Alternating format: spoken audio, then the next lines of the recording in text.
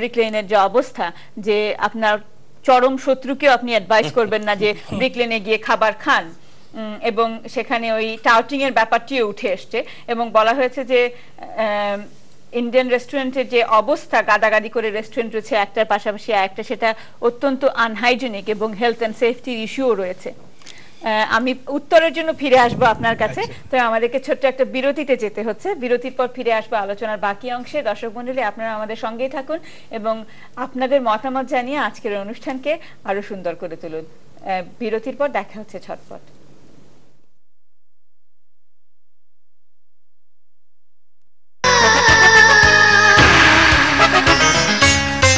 আপনারা দেখছেন লাইভ অনুষ্ঠান Friday plus.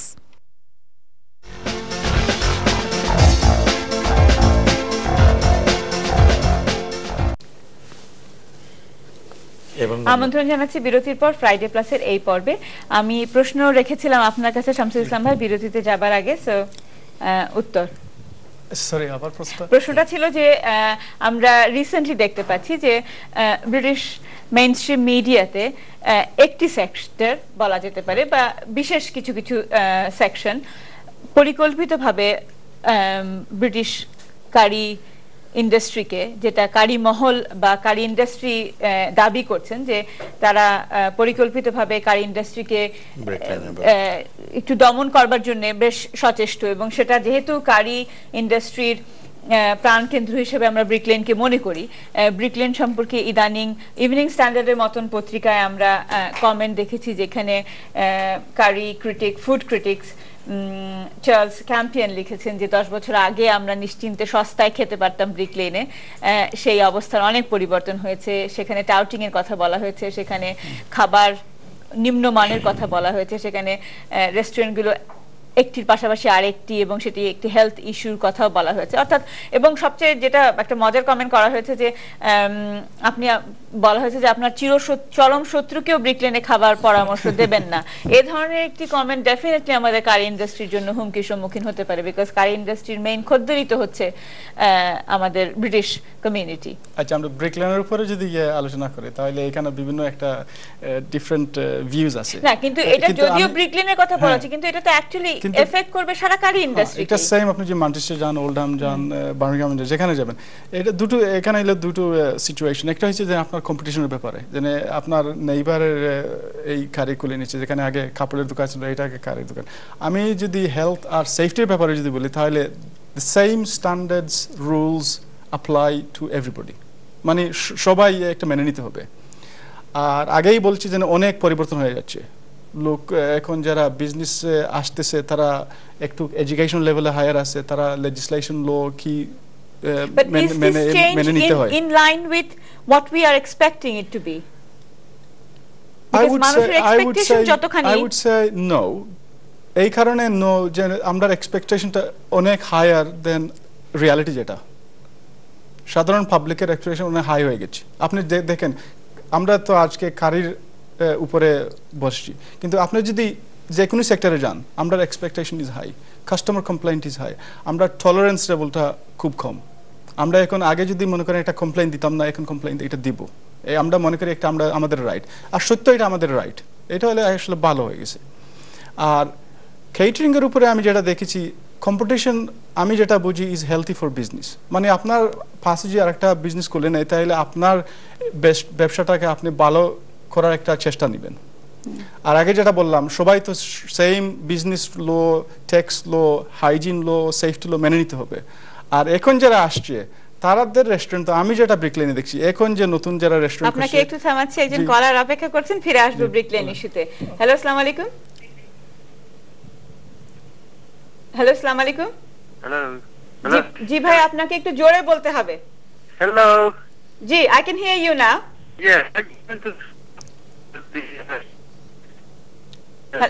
restaurant. Yes, yes. জি, আপনার নামটা বলেন।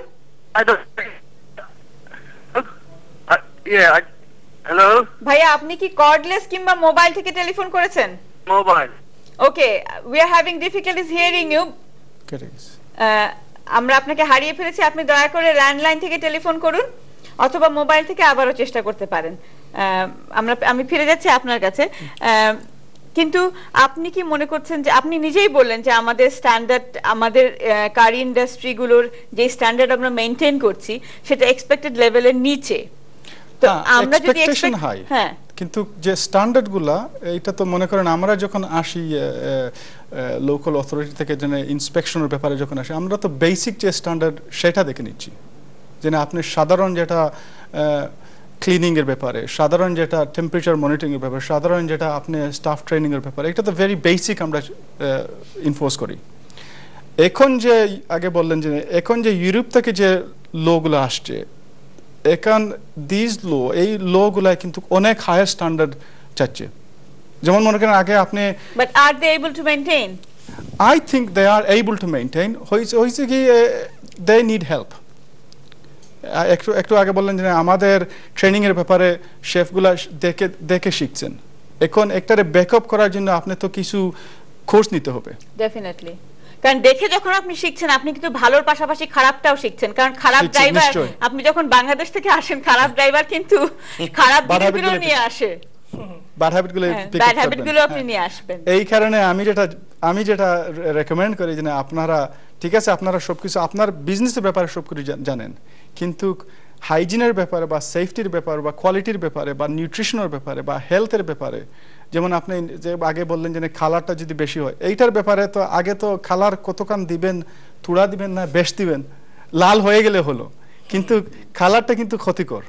আপনি যদি এটা জানেন না যে আপনি 1 কিলোগ্রাম চিকেনে কতটুকু কয় গ্রাম খালার দিবেন, আপনি একটু ঢেলে দিবেন, লাল যখন হচ্ছে না তারও দিবেন। তাই আমি বলছি যে ইয়েস আপনারা যান, আপনার পার্সোনাল যে এক্সপিরিয়েন্স আছে সেটা ব্যাকআপ করার জন্য আপনারা যান, কেটারিং কোর্স করেন, আপনারা হাইজিন কোর্স করেন, সেফটি কোর্স করেন। It is only to confirm, আপনারা কনফার্ম করবেন যে যেটা আমি জানি হ্যাঁ তা ঠিক, আর যে আপনি বলেন যে ব্যাড হ্যাবিট সেগুলো কিন্তু ছেড়ে দিবেন। থ্যাংক ইউ শামসুল ইসলাম ভাই, থ্যাংক ইউ। আপনি যেটা একটা ইম্পর্টেন্ট কথা বলেছেন যে এই যেটা আপনি শিখছেন বংশ পরম্পরায় সেটাকে আপনি you need to back it up, কিন্তু রেস্টুরেন্ট মালিকরা কি সেই ব্যাপারটি অনুধাবন করেন? আপনি একজন রেস্টুরেন্ট ব্যবসায়ী পাশা ভাই, সো আপনি কি মনে করেন যে রেস্টুরেন্ট মালিক যারা তারা এই জিনিসটাকে অনুধাবন করেন যে আমার শেফকে কিংবা আমার কিচেন স্টাফকে ট্রেনিং এ পাঠাতে হবে? না, ব্যাপার হচ্ছে এখন অনুধাবনের সময় আর নাই, এখন করতে হবে, আপনাকে করতে হবে। উনি এখানে আছেন, যেটা বিশেষ করে আপনার ইউরোপিয়ান ল যেটা আসতেছে এখন, ইউ হ্যাভ টু ওবে। এখন মালিকরা ইচ্ছাকৃতভাবে, আমি তো জানি, বিশেষ করে আমরা নিজে অ্যারেঞ্জ করতেছি, আমাদেরকে ফোন করে, not as a কেটারার, community activist, এমনি আমাদেরকে বলতেছে যে ভাই আপনার রেস্টুরেন্ট বা কোথাও আমরা 20-25টা রেস্টুরেন্টকে অ্যারেঞ্জ করি, বাঙালি ভাষার একজন হাইজিনিক এক্সপার্ট নিয়ে আসেন, হেলথ এক্সপার্ট নিয়ে আসেন, এবং সার্টিফিকেট কিন্তু প্রত্যেক রেস্টুরেন্টে গিয়ে হেলথ অথরিটি খুঁজতেছে সার্টিফিকেট, এবং আপনাকে একটা ডায়েরি দিয়ে যাচ্ছে আপনার টেম্পারেচার মেনটেন করার জন্য। উনি যেটা দেখবেন, নিউট্রিশনের ব্যাপারেও আপনাকে লিখে রাখতে হচ্ছে। মালিক, আজকালকার মালিক যেরকম সময়ের সাথে যেরকম শেফদেরও পরিবর্তন হয়েছে, মালিকের মানসিকতারও পরিবর্তন হয়েছে। প্রচুর মালিক আসতেছেন যারা মনে করতেছেন এগুলো আমার ব্যবসার জন্য দরকারি এবং লাভজনক, এটা ক্ষতি না, এ পার্ট অফ ইট। আপনি যদি ইনভেস্ট করেন, আপনার যেরকম চেয়ারের কিনতে, একটা ভালো চেয়ার কিনতে ইনভেস্ট করতেছেন, আপনার হাইজিনের জন্য ইনভেস্টমেন্টটা আপনার রিটার্ন আসতেছে ভালো। আপনি অনেক রেস্টুরেন্ট আমি জানি এই দেশে আছে যারা the kitchen is open for customer, হ্যাঁ, এবং দেয়ার বিজনেস ইজ লট বেটার দেন অন্যের ব্যবসা থেকে যারা কিচেন ওপেন করতেছে না। হ্যাঁ, আপনি আজকে আমার রেস্টুরেন্টে বিশেষ করে, আই এম নট সেইং, আমি আমারটাই বলতেছি, যদি আমার রেস্টুরেন্টে কোনো কাস্টমার বলে I wanted to visit your kitchen, any time they are welcome, এবং অনেক রেস্টুরেন্টের মেনুতে লেখা আছে যে আপনি যেতে পারবেন। তো আপনি যেটা বলতেন যে মালিকরা অবশ্যই অনুধাবন করতেছেন এবং এটা কাজও হচ্ছে। আজকে যারা রেস্টুরেন্ট ব্যবসায়ী আছেন দেখছেন, আমি জানি শুক্রবার রাত রেস্টুরেন্ট ব্যবসায়ীদের জন্য অত্যন্ত খারাপ রাত, অর্থাৎ আপনাদের জন্য ভালো রাত, আমার জন্য খারাপ রাত, কারণ আপনারা আমার অনুষ্ঠান মিস করছেন। কিন্তু যদি কেউ এই মুহূর্তে অনুষ্ঠান দেখছেন, আপনাদের অভিজ্ঞতা নিয়ে চলে আসুন আমাদের অনুষ্ঠানে, আমাদের সঙ্গে আশা করি শেয়ার করে নিতে পারবেন আপনাদের অভিজ্ঞতা। আমি অলি খান আপনার কাছে জানতে চাইবো যে নিউ জেনারেশন যারা রেস্টুরেন্ট মালিক, তাদের ধ্যান ধারণা কি, তাদের চিন্তাধারা কি আগে যারা রেস্টুরেন্ট ব্যবসার সঙ্গে জড়িত ছিল তাদের সঙ্গে কতটা পার্থক্য আমরা দেখতে পাচ্ছি? জি হ্যাঁ, ধন্যবাদ আপনার প্রশ্নের জন্য, খুব সুন্দর একটা প্রশ্ন করেছেন। আমি মনে করি অনেক চেঞ্জ হয়েছে এখন আমাদের যে ইয়াংস্টাররা আসতেছে বেসিক কিছু ট্রেনিং নিয়ে আসতেছে। আপনি হয়তো আমাদের ইন্ডিয়ান কেটারিং এর মধ্যে ট্রেনিং এর ব্যবস্থা কম, কিন্তু ইংলিশ যে মানে যারা লেখাপড়া করতেছে করে আসতেছে ওরা কিন্তু বেসিক একটা ট্রেনিং নিয়ে আসতেছে। তো ট্রেনিংটা নিয়ে আসা ওদের বিজনেসটা ওরা একটু ভালো করে চালাচ্ছে, শেফদেরও অনেক ইমপ্রুভমেন্ট হচ্ছে, আমরা অনেক এগিয়ে যাচ্ছি। Thank you. নাহাজ ভাই, আপনার কাছে জানতে চাইবো যে আমাদের তরুণ প্রজন্ম আজকে এই যে রেস্টুরেন্ট ব্যবসায় কর্মী সংকট কিংবা আরো বিভিন্ন ধরনের সমস্যা আছে, এটা প্রপার প্রমোশনের দিকেও ব্যাপারও আমাদেরকে লক্ষ্য রাখতে হবে। তো তরুণ প্রজন্মকে যারা আগে রেস্টুরেন্ট ব্যবসার সঙ্গে জড়িত ছিলেন, যাদের হাত ধরে রেস্টুরেন্ট ব্যবসায় তরুণরা আসার কথা ছিল, তাদের ব্যর্থতা কতখানি in terms of making A positive promotion of Indian restaurant? আসলে এটা ঠিক যে আমাদের তরুণ প্রজন্মের ছেলেরা এই ব্যবসায় আসতেছে না, কারণ আমি অনেক রেস্টুরেন্ট ব্যবসার সঙ্গে জড়িত মালিকদের মুখে শুনেছি যে আমার ছেলে আসতে চায় না, আমার ছেলেরা কেউই এই ব্যবসার সঙ্গে জড়িত না, as if this is a very poor profession.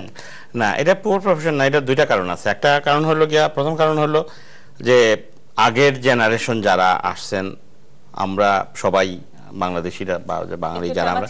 একজন কলার রয়েছেন। হ্যালো, আসসালামু আলাইকুম। হ্যালো, আসসালামু আলাইকুম। জি বলুন।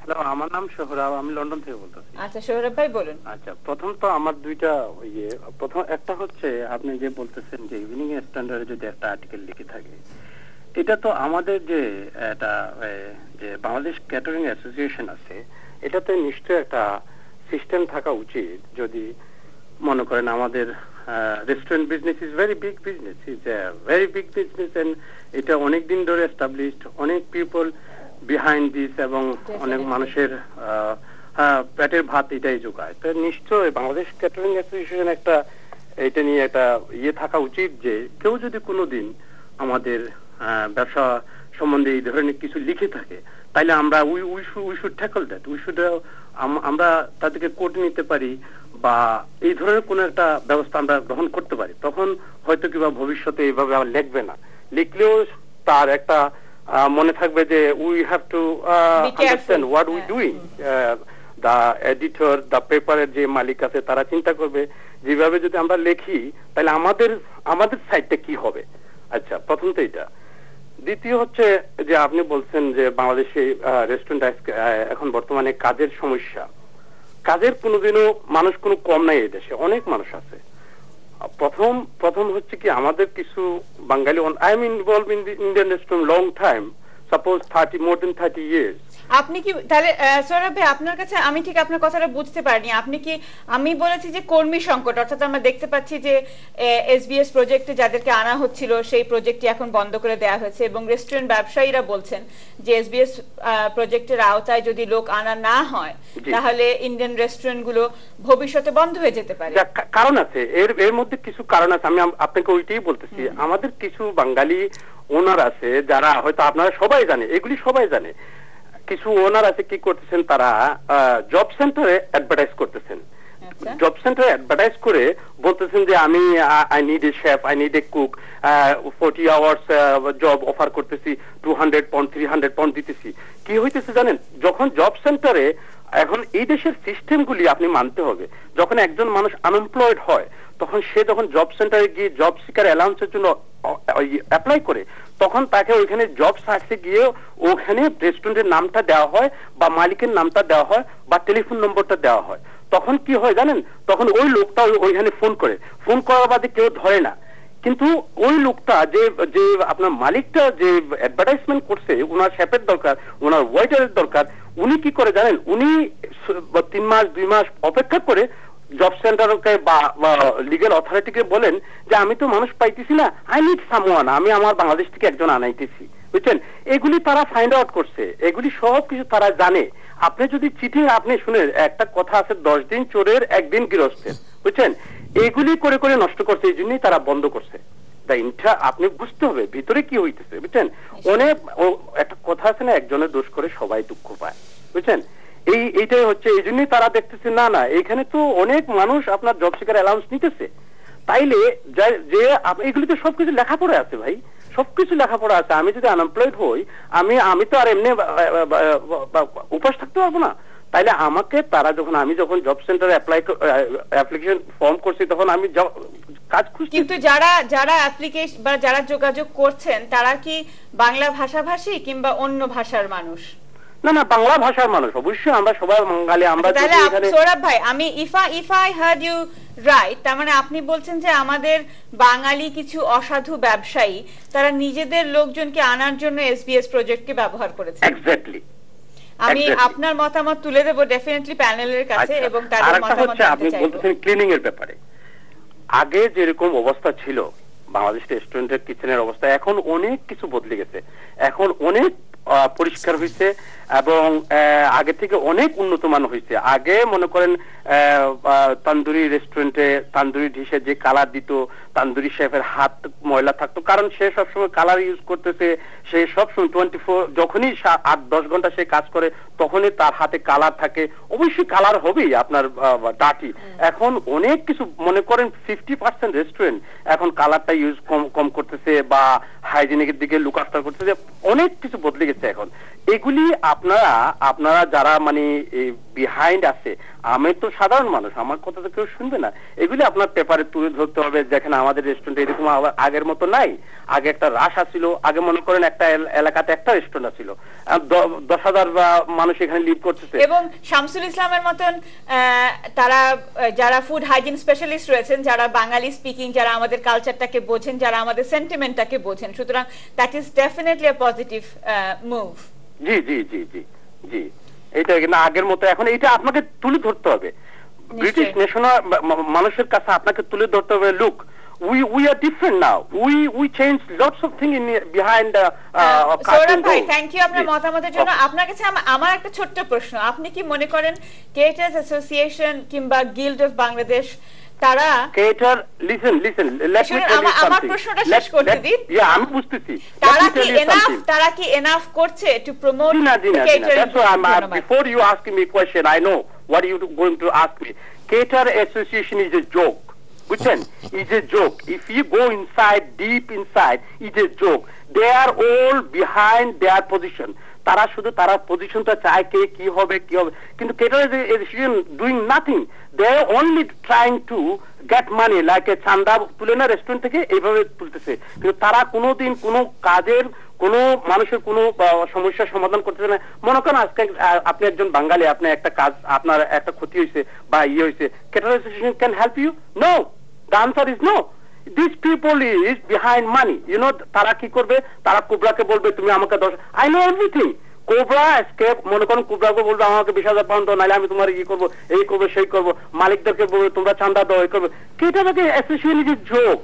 বুঝছেন সৌরভ ভাই, আপনি অনেক লম্বা মতামত দিয়েছেন এবং আমার ধন্যবাদ আপনাকে আপনার মতামতের জন্য, বিকজ আপনি নিজে বলেছেন আপনি রেস্টুরেন্ট ব্যবসার সঙ্গে জড়িত ছিলেন এবং আপনার অভিজ্ঞতা আজকে প্যানেল নিশ্চয়ই তারা মন্তব্য করবে এই ব্যাপারে। তবে আমি যাচ্ছি পরবর্তী কলারের কাছে, তারপর আমি ফিরে আসবো উত্তরের জন্য। হ্যালো, আসসালামু আলাইকুম। হ্যালো, আসসালামু আলাইকুম। হ্যালো, আসসালামু আলাইকুম। আচ্ছা, ওই যে আগের কলার যিনি আসছিলেন উনি যে মতামত দিয়েছে আমাদের দেশের ব্যবসায়ীরা অসৎ, মিথ্যাবাদী, এই যে তিনি হয়তো ব্যবসা ছিলেন, উনি মিথ্যাবাদী প্রমাণ করতেছেন। আর উনি যেটা বলতেছেন উনি তো হয়তো ঘুষের পয়সা বিলাতে আসছেন। আপনাকে একটু থামাচ্ছি ভাইয়া, আপনার নামটা? আমার নাম হলো মোহাম্মদ ইসরাইল। তবে ইসরায়েল ভাই, আমরা আশা করব যে আমরা যখন কথা বলবো আমাদের অন্যান্য কলারের ব্যাপারে, তখন আমরা একটা পরিমার্জিত ভাষা ব্যবহার করব। না, আমি তো অসৎ ভাষা ব্যবহার করি নাই। না জি, বলুন আপনারও অধিকার রয়েছে আপনার মতামত জানানোর। এখানে লোক প্রত্যেকে চাইতেছে যে নিয়ে আসতে, নিজের আত্মীয় হইলে নিজের ব্যবসা একটা সেফগার্ড থাকবে, এই হিসাবে নিয়ে আসতে। আমি আমার ব্যবসা খাওয়ার হাতে উঠাই দিব, একজন মানুষে আমি চিনি না, নিয়ে আসবো, উঠাই দিব, সে আমার সবকিছু নিয়ে আমার সারা জীবনের সম্পদ সে নিয়ে চলে গেল, আমি কোথায় যাব? আমার যদি আত্মীয় স্বজন ভাই হয় আসে এখানে আমার ব্যবসা চালায়, তাহলে আমার পক্ষে একটা সচ্ছলতা থাকবো, আমার মনের শান্তি থাকবো। ইসরায়েল ভাই, আপনার কাছে আমার প্রশ্ন, আমরা যে পত্রপত্রিকায় দেখেছিলাম যে এসবিএস প্রজেক্টকে অনেক বাঙালি অসাধু ব্যবসায়ী এটা মিসইউজ করেছে, আপনার সে ব্যাপারে কি মন্তব্য? এর আগের কলারও কিন্তু একই কথা বলেছেন, তো আপনার কি মন্তব্য? আমার মতামত হলো হয়তো এক দুইজন থাকলে পরে এটা তো সবরে এক খাইলে মাফ দিতে হয় না, করতে হয় না। এই তো থাকবে সব জায়গাতে, সব ক্ষেত্রে আছে। ইভেন পলিটিক্যাল সাইডে যান আপনি দেখবেন, গভর্নমেন্ট সাইডে যান, এভরি সেক্টরে আছে সাম গুড এন্ড ব্যাড। এটা নিয়ে আপনি পিকচারে আনতে পারেন না বলে না এই জন্য আমরা হয় না। উনি যখন ব্যবসায় ছিলেন, উনি ফার্স্ট এক্সপিরিয়েন্স তাই বলছেন উনি অসৎ ব্যবসায়ী ছিলেন না, সেটা আমরা জানি না, সুতরাং আমরা সেই ব্যাপারে যাব না। উনি প্রমাণ করতে যে উনি ব্যবসায় জড়িত ছিলেন না, উনি ব্যবসায় জড়িত ছিলেন বলেছেন, কিন্তু আমরা ওই ব্যাপারে যাব না যে তিনি অসৎ ছিলেন। আপনার কি আর কিছু বলবার আছে ইসরায়েল? না, আর কিছুই নাই, ওইটাই আমার বলা যে উনি জানেন, he knows the inside business. ধন্যবাদ আপনাকে টেলিফোন করবার জন্য। আমাদের বিরতিতে যেতে হবে, বিরতির পর ফিরে আসবো আমরা বেশ কয়েকটি প্রশ্ন নিয়ে।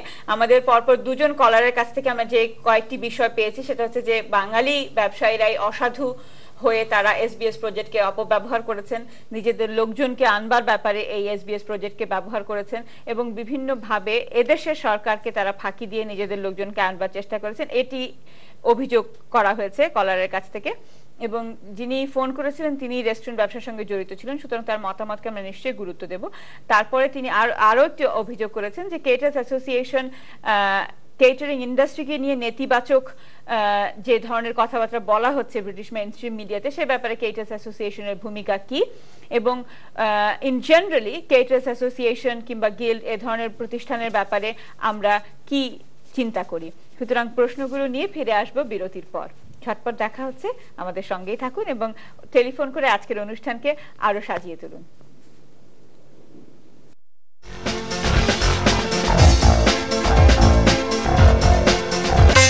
আপনারা দেখছেন লাইভ অনুষ্ঠান ফ্রাইডে প্লাস।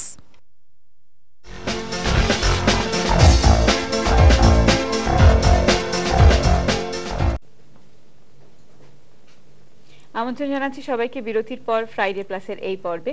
বিরতিতে যাবার আগে বেশ কিছু অভিযোগ আমরা পেয়েছি কেটার্স অ্যাসোসিয়েশন সম্পর্কে, সুতরাং কেটার্স অ্যাসোসিয়েশনের সিনিয়র ভাইস প্রেসিডেন্ট পাশা খন্দকারের কাছে আমি সেই অভিযোগগুলো তুলে দিচ্ছি। পাশা ভাই, অভিযোগ ছিল অসাধু ব্যবসায়ীরা এসবিএস প্রজেক্টকে নিজেদের সুবিধা লাভের জন্য, নিজেদের লোকজনকে আনবার জন্য ব্যবহার করেছে। অভিযোগ ছিল যে কেটার্স অ্যাসোসিয়েশন যখন পরিকল্পিতভাবে ব্রিটিশ মেইনস্ট্রিম মিডিয়া আমাদের